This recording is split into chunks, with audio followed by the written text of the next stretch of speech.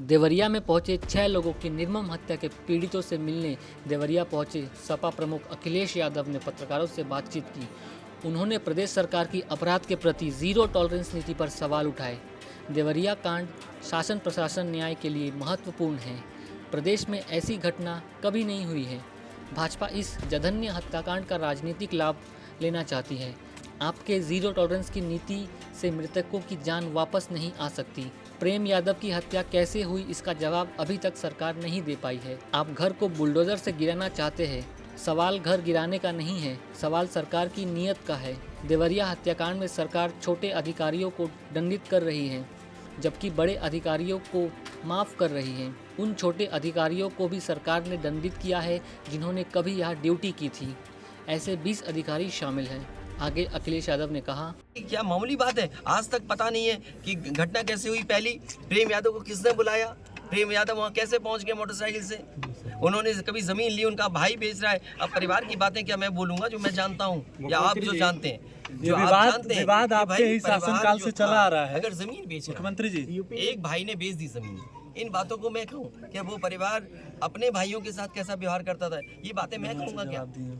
ये सब आप जानते हो। इसलिए मैं आपसे भी उम्मीद करता हूँ लोकतंत्र तभी मजबूत होगा जब न्याय मिलेगा, और न्याय की भावना होती सरकार की, तो खेतों में इतना कार्यकर्ता नेता नहीं दिखाई देता।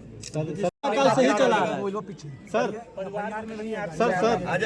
अजय ये बताइए, गाड़ी उठा ले गए, ये परिवार चाहता था कि हमें चाय पिला दे, हम इसके घर आए। आप बताइए, चीनी चाय की पत्ती से लेकर कोई सामान नहीं ला सकते, पानी नहीं ला सकते। अरे किस बात के लिए सुरक्षा है? सुरक्षा तो इस बात की इनकी जान की सुरक्षा होनी है। अगर इनको कोई ज़रूरत है तो सुरक्षित होकर के जाएं बाजार, और सुरक्षित होकर के बाजार से लौट के आ जाएं। ये इसका मतलब सुरक्षा है। सुरक्षा का मतलब ये थोड़ी कि घर को, परिवार को कैद कर दो, गाड़ी उठा ले जाओ, यहाँ से सामान ले जाओ। कोई बात नहीं, देखिए मेरी जिम्मेदारी ये है। देखिए मैं जानता हूँ, और ये बात आप भी जानते हो। और जब मैं पहुंचा हूं तो मैंने वो बाइट भी सुनी है, एक चैनल के माध्यम से कुछ खबर आई, हालांकि मैं सिग्नल या उसके नेटवर्क ना आने की वजह से मैं नहीं सुन पाया। जो बात मुझे समझ में आई कि वो परिवार नहीं मिलना चाहता। ये उसकी भावना है, और उसको उसकी बेटे की भावना नहीं हो सकता हो।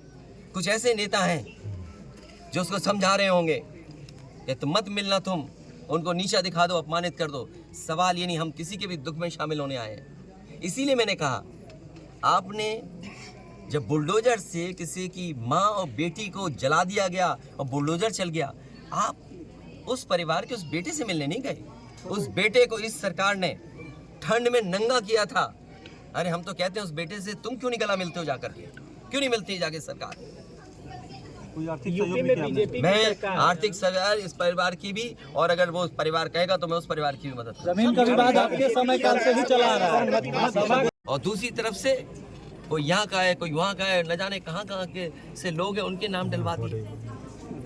क्या आपने नाम नहीं डाले उनके गलत? जो यहाँ गांव में रहने वाले लोग हैं, निर्दोष लोग हैं, क्या उनके नाम नहीं डाल दिए आपने?